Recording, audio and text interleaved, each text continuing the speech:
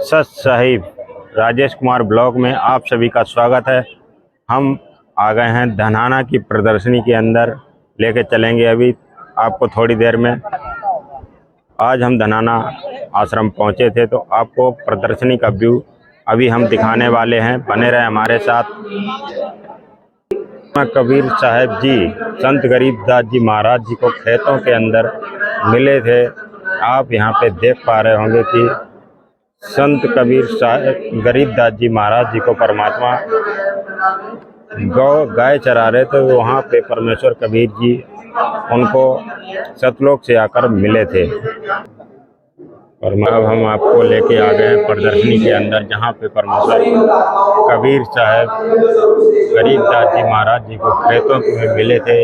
इसमें आप देख पा रहे होंगे यहाँ पे तो गरीबदास जी ने कहा था कि जो भी संत महात्मा हमारे यहाँ आते हैं तो उनको हम बगैर कुछ खाए पिए नहीं जाने देता हूँ।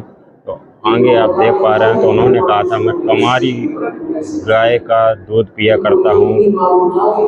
गरीबदास जी महाराज जी ने कहा था कि कमारी गाय तो दूध देती ही नहीं, तो उन्होंने एक बचिया को पकड़ के लाए थे और परमात्मा जी ने उसके पीठ हाथ रखते ही बचिया ने दूध दिया। दूध देने के बाद जब दूध दिया तो दूध कुछ परमात्मा ने पिया। यहाँ पे आप देख रहे होंगे परमात्मा दूध पी रहे हैं, और कुछ बचा हुआ दूध जो था वो संत गरीबदास जी महाराज जी को पिलाया था। दूध पीने के बाद फिर परमात्मा जी ने अपना सतलोक वाला ज्ञान संत गरीबदास जी महाराज जी को यहाँ पे ज्ञान उपदेश देते हुए, जब ज्ञान उपदेश हो गया था तो गरीबदास जी महाराज जी ने कहा, आप हमें सतलोक दिखाएं। जब सतलोक में गए थे तो वहाँ पे धर्मराज जी के लोक में पहुँचे तो वहाँ पे धर्मराज खड़ा हो गया था और परमात्मा को प्रणाम कर रहा था। गरीबदास जी के कर्मों का जो भी लेखा जोखा था धर्मराज से उन्होंने उनका लेखा लेके उस पन्ने को ही फाड़ दिया था जिसमें गरीबदास जी महाराज जी का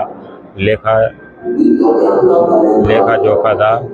क्योंकि कर्म कांड जो है वो परमात्मा ही मिटा सकते हैं। जब वो सतलोक में पहुँचे थे तो वहाँ पे परमात्मा सिंहासन पर विराजमान थे, और जो महात्मा जी उनके साथ में गए थे वहाँ पे जाके परमात्मा के ऊपर उन्होंने चवर करने लग गए थे। उन्होंने ये अद्भुत दृश्य देखा। जब उन्होंने देखा कि यहाँ पे परमात्मा तो कोई और है, लेकिन फिर आगे आपने देखा यहाँ पे कि सिंहासन पर वो जो साथ में आए थे वो विराजमान हो गए, और जो सिंहासन पर विराजमान थे वो चवर करने लग गए। तो गरीबदास जी महाराज जी ने देखा कि असली परमात्मा तो यही है।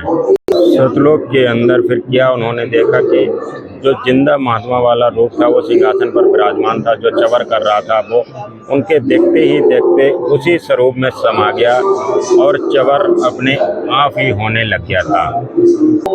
गरीबदास जी महाराज जब सतलोक परमात्मा के साथ चले गए थे तो उनका शरीर जो जमीन पे रह गया था, तो लोगों ने सोचा कि ये मृत्यु को प्राप्त हो चुके हैं तो इनके शरीर को अंतिम संस्कार किया जाए।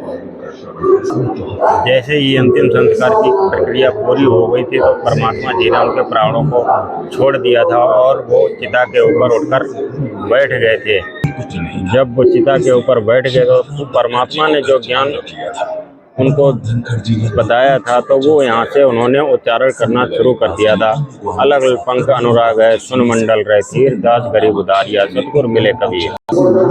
जब ऐसी वाणियाँ बोलने लगे तो गांव वालों ने समझा कि लड़का मेंटल हो चुका था। तो दादूपंथी संत एक गांव के अंदर आए थे, तो ऐजे वैद दिखाया गया गरीबदास जी महाराज जी को। जब यह ज्ञान गरीबदास जी ने उन दादूपंथी संत को सुनाया तो दादूपंथी संत जी ने कहा था ये ज्ञान हमें लिखवा दो।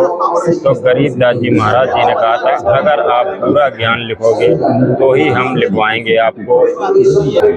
बार बार प्रार्थना करने के बाद फिर गरीबदास जी महाराज जी ने दादूपंथी संत जी को यह ज्ञान लिखवाया था। जो दादूपंथी संत जी ने ग्रंथ लिखा था वो आप देख सकते हैं इतना मोटा ग्रंथ लिखा था। गांव के कुछ लोगों ने आज वही अमर ग्रंथ 3 दिन का अमर ग्रंथ पाठ चलता है संत रामपाल जी महाराज जी के सानिध्य। यहाँ पे ये दर्शाया जा रहा है कि गरीबदास जी महाराज जी ने 2 जगह अपने शरीर को छोड़ा था। एक तो छुड़ानी के अंदर, जैसा कि आप देख पा रहे होंगे। उद्धार या सदगुरु मिले कभी अजब नगर में ले गया हमको सदगुरुआन यहाँ पे दिखाया जा रहा है, सूते चादर आप देख पा रहे हम होंगे। सुल्तानी नानक गरीबदास जी महाराज जी ने पहले तो छुड़ानी में अपना जीवन यापन किया, फिर उसके बाद दूसरी यादगार जो है वो सहारनपुर में IGT जैसा कि इस प्रदर्शनी में आप देख पा रहे होंगे। सुना रहे थे जैसे संत तुलसीदास जी ने लाखों वर्ष पूर्व त्रेता युग में घटी घटना यानी श्री रामचंद्र जी की जीवनी कल युग में हिंदी व ब्रज भाषा दोनों यादगार आज भी विद्यमान है, एक छुड़ानी के अंदर और दूसरी सहारनपुर के अंदर।